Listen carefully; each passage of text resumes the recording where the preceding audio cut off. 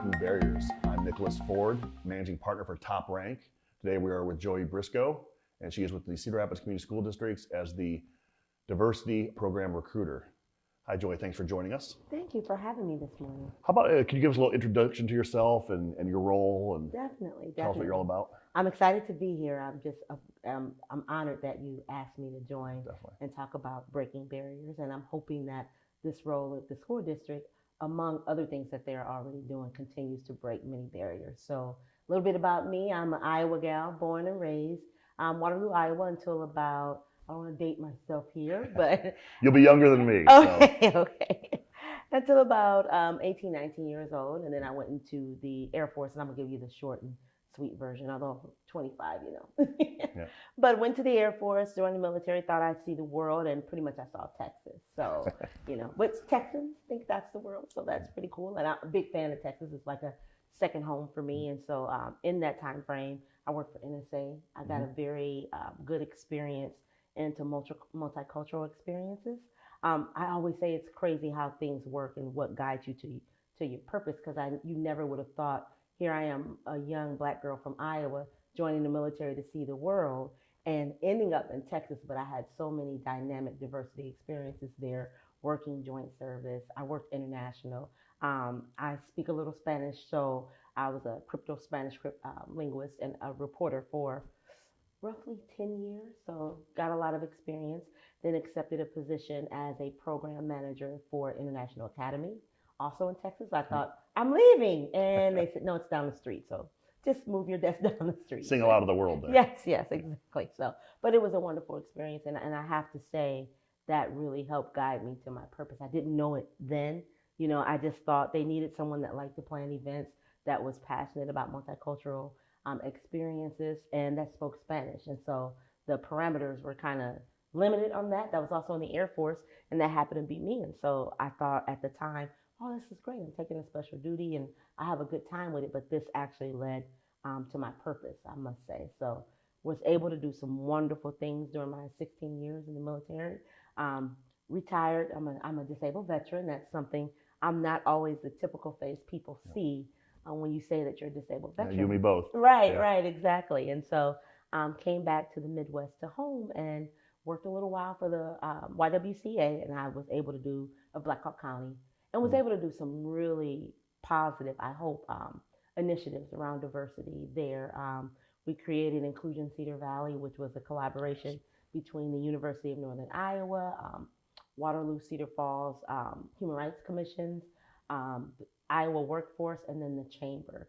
And so It was a comprehensive initiative to move the conversation, and not only the conversation, but to have some concrete takeaways about how we can make sure that inclusion is happening for everyone in Iowa, because we had a lot of people from all over Iowa and other people outside of the Iowa region attend. And so after that, I was fortunate to connect with some great guys at Top Rank. And they talked to me a little bit about the position with the school district. Again, I said by that point, I kind of knew I was home as far as diversity and inclusion went, and passionate about opening doors and reducing barriers and closing that opportunity gap for not only minorities, but disabled veterans, for marginalized populations. And so at that point, when I talked to Anthony about it, I was very, very intrigued. And as I read on it, and it was a funny experience, because when I was reading about the position, it was the same time that Waterloo had an article come out that just said it wasn't a very positive place for African Americans. And so I just thought, how can I get more ingrained in moving that conversation forward? And so this seemed like the perfect opportunity. Well, we appreciate you coming down to Cedar Rapids. Thank you. I'm excited. Thank you again for your service. Both of us fellow disabled vets. Yes. Thank you for your service as well. Thank you. So similar, I did get to see the world in the Navy, but always that I liked was the experience in the different cultures and different people, and you almost have to. So I always found it interesting, the military, to do diversity inclusion. Did you have any challenges in the military with diversity inclusion? As like you said, a young black lady coming from Iowa, or just keep coming from Iowa sometimes. Yes, interesting, because I believe in education, and not necessarily even well, I believe in formal education. I work for a school department, done a lot of work with universities, but just the power of conversations to educate people. There was oftentimes, because I was in Intel, and there's not a lot of, at that time, minorities, women in the ranks of what I was in at that time. And so I built relationships where I had people say, well, you're not the typical black girl. And so you laugh because I know I've heard it. yes, exactly. And so being able to just have those conversations and say, well, what do you think the typical black woman is, and kind of describing why do you feel that way, and being able to talk about what happens in our society that shapes the image, and then being able to say, yes, I am. There's a lot that are way supersede my accomplishments and the things that I've done. I mean, there are some minorities doing amazing things. And so just being able to open up awareness and say, you have to look outside what maybe your experience has been or what you've seen on TV or in the media, and really make friends. There was a survey that came out in the last couple of years that talked about how many people don't have friends of other races. That's so limiting, because then not only do you lose diversity of thought, but then you also don't have the experience to gain knowledge of other cultures. Right. So I like that. I think the military, they do a good job of making people come together for a common goal. Right. And you don't really have a choice. You don't have a choice, yeah. And so because you don't have a choice, it's one of those things where you have to put aside your differences to get the mission done. And so, and that was an adjustment when I got out, I'll be honest. I went through that period of, okay, I'm different from you and you're different from me, but this is what we have to do, so let's just do it. And I still struggle with that sometimes at the district. It's a different. You're not alone. Yes. I struggle with that a lot too. Yes, the transition is very difficult. Especially like you spend enough time and you start to get some seniority. Yes. And you are able to make things happen. Yes. And you don't wait on things. And that's been a struggle. I've had the same problem where, I imagine you're a lot like I am. You want to, let's just get it done. Let's do it. We know how to do it. Exactly. Let's do it. But on the other side, there's more red tape and there's more things, more politics. Yes. Yes. Yes. I mean, while that exists in the military to an extent, it does. There was still the mission. There's still the mission. So one thing that I find interesting as well is, your time in Waterloo coming to here. What really drew you to Cedar Rapids? Well, Cedar Rapids and this job, because when we talked to you about this job originally, it was the first of its kind ever in the Cedar Rapids School District. Yes.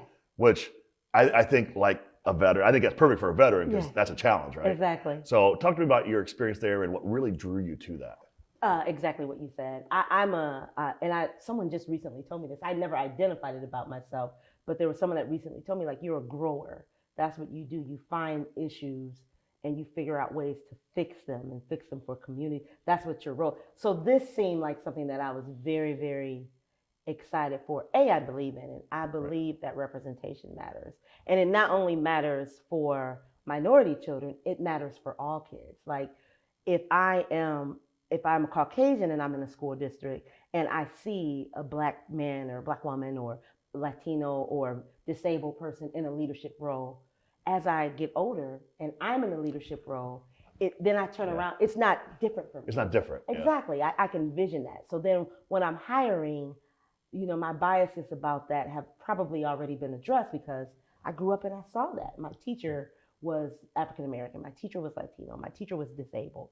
And my teacher was from the LGBTQ community. Right. So when I'm in a hiring position, those things are most likely, not always, we don't always get to everyone. You can't win over to the diversity and inclusion side, but just in general, I think that makes a huge difference and a huge impression. So just believing in that, and then going back in my own experience of growing up in Iowa, I didn't have a lot of teachers that looked like me at all. And so I remember it was my father lived in DC and my uncle was stationed at Bolling Air Force Base, and going to school in DC and the expectation there of kids that look like me from people that look like me, it just changed my world. It really did. So by the time I came back to go to school here, I knew that I had to do something. I knew that I needed to focus on my goals and my career and things of that nature. So I saw for myself what that did and what that impact was. And so this role I felt like was an opportunity for me to give back. Awesome. So let's talk about some of the things that are going on in the school district. All right. So like you said, growing up, not a lot of teachers look like you. Yes. There's not a lot of veteran teachers. There's Yes. not a lot of disabled teachers. Exactly. Not a lot of LGBTQ teachers. Exactly. They look like me, most of them probably, or like my spouse. Yes. Some areas are especially hard. My wife teaches special education. Yes. That's an especially hard area to get males into. Oh my gosh, yes. But so needed. Yes. And there's such a burnout. How do you address the diversity inclusion? I mean, we'll talk more later about the kid side. Let's talk about the teacher side and the staff side. How do you get that culture change? Because I know Dr. Buck was behind it. He is. So, and now we've got a little change coming. Exactly. And the school board's behind it. The school board is. How do we push that culture down amongst the schools? Because it's not a small school district. It's not. It's a second largest in Iowa. Right, So how do we push that down? And in your role, and talk even about some of the other members of the team that are helping you with this, because you have your HR department, but you also have some other diversity inclusive areas. Talk about that a little bit for us. Okay, great. Well, the good thing that I've found in my experience since I've been here is when your leadership believes in something, typically it happens, right? Yeah. If your leadership, it's a lot more difficult if it was just starting at my level and I had to push it up.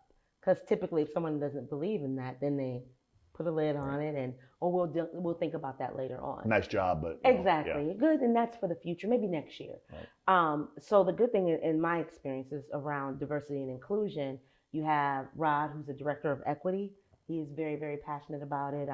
Dr. Grant, who is the executive director of middle schools, he's very passionate about it. Noreen Bush, who will be our interim superintendent. Noreen is wonderful. She's just been fantastic since I've been there.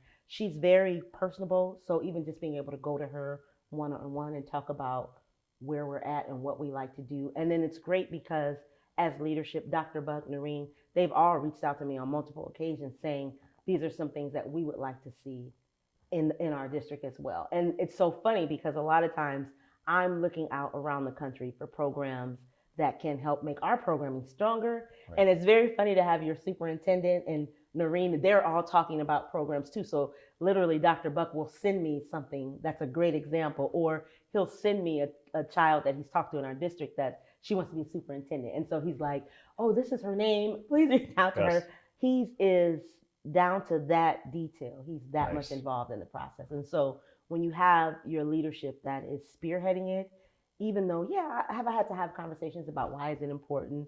Have I had to have those conversations on occasion about the fact that we are focusing on diversity and inclusion?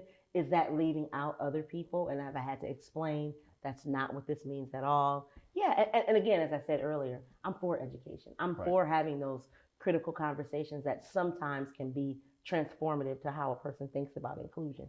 And so for me, leadership is key in being behind all the initiatives. And our leadership is. So I know Rod is also, he just recently did a climate assessment. Okay. He's working on creating affinity groups within the organization where people that come into the district, they have connections within the district that feel like them. So say you're LGBTQ and you want to connect with other people, you have the option if you're African American, if you're Latino. And then on top of that, we're connecting with ICR. Yes. Okay, I was saying it's all starting to sound familiar. Exactly. Because Jennifer and I talked about a lot of the same stuff exactly. Forming these groups to help and mentor and partner. Exactly. We're doing all that as well. I'm a fan of those things already existed in our community, and a lot of us at the district didn't know about it. So maximizing what exists so that as we bring people in or people that are already here, they can feel connected to the community. That's super important. Because if you feel connected somewhere, you're going to stay. Yeah. Right? You're going to stay. And it might not be perfect, but if something isn't perfect, you have someone that you can go to, that you can talk to about it, or that you feel is compassionate about your story and your journey. Likelihood is that you're going to stay. You're not going to leave so quickly. So just making sure that we are maximizing all of those connections. We are totally working on that right now. Climate assessment. We have Adam Zimmerman. He is now doing all of our community engagement. And so it's great because Adam and I, we meet and we talk about things. So as I'm talking to parents and the community members about supporting my initiatives, I'm also saying, and by the way, Adam needs your support as well, or vice versa. So we're doing a lot of collaborating with across departments in the district as well. Awesome. What about with the communication side of the school district with ACWI? Anything there? Yes, ACWI is, and absolutely, I love ACWI. ACWI is very, very much involved.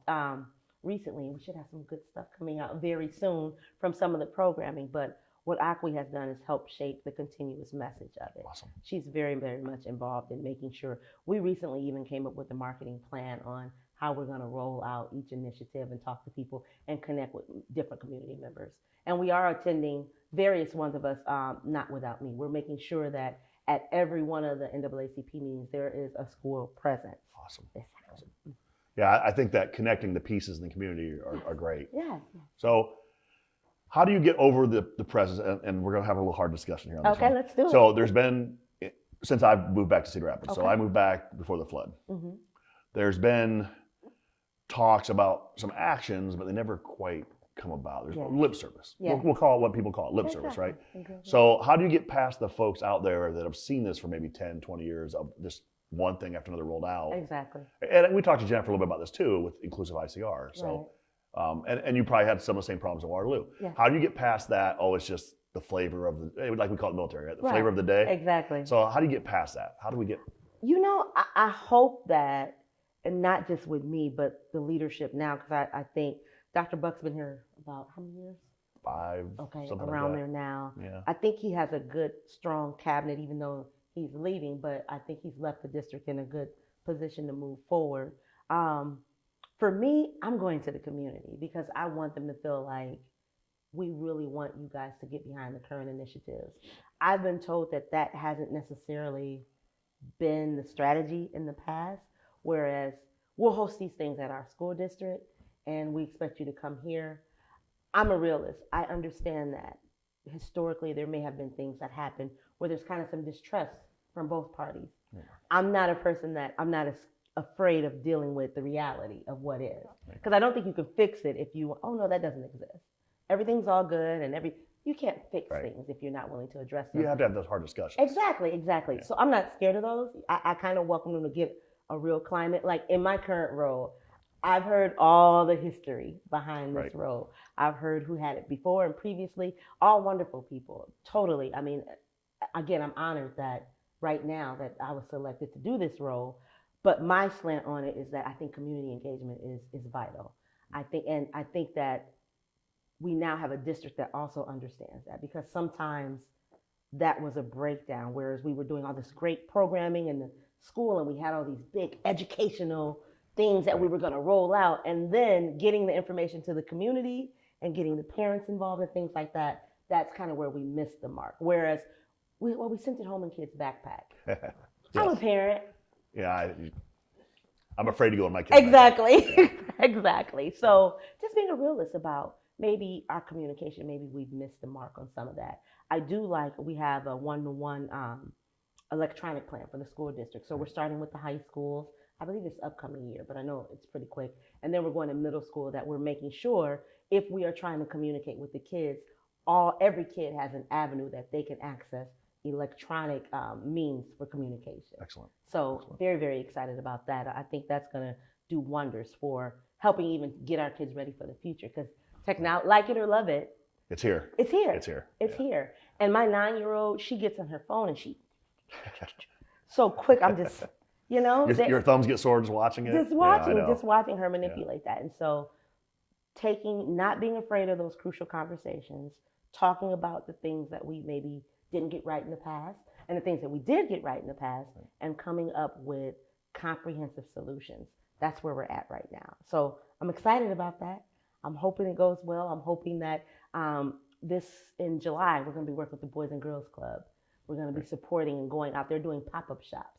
And I asked Lori over at the Boys and Girls Club, Lori, could the school district, can we get behind one of the pop-up shops so that the kids know even in the summer, we still care about them, you know? Yeah. So just making sure that message is still resonating with the community. I'm hoping that we do a good job. Next week, I'm meeting a lot of the church community leaders, and we're going to talk about issues and things that they've seen from their standpoint. And I'm going to make sure they all have, you know, my contact information as well, so that we just really have a strong connection with the community and what's going on. Dr. Ruth White and the Academy and all the people that are doing wonderful things already. It was funny, her and I and Eric, we had lunch the other day, and we're setting up a teacher academy, and she's been a very successful. She was actually my English teacher. In high school. Yes, just a wonderful teacher. She's an awesome lady. Exactly, and I said, I really want you to give us a lot of input because you are a success story. You are a successful teacher of color, and she said, Joy, people don't normally ask me that. And I said, what? I know that stuff blows me away. Yes. So and again, it's an oversight, right? Like you get to operating. It's human nature. There's people I'm sure that would say, Joy could have asked me this and got the answers easily. It's not saying I've never done that myself. But no one's asked. But no one's asked. Exactly. That happens. Well, on that point, we're going to take a little break. Okay. I'd love, like I said, we want to really delve into the kids and the community part some more. Nice. But again, thank you for being here with us today. And once again, I'm Nicholas Ford with Top Rank, and this is Breaking Barriers.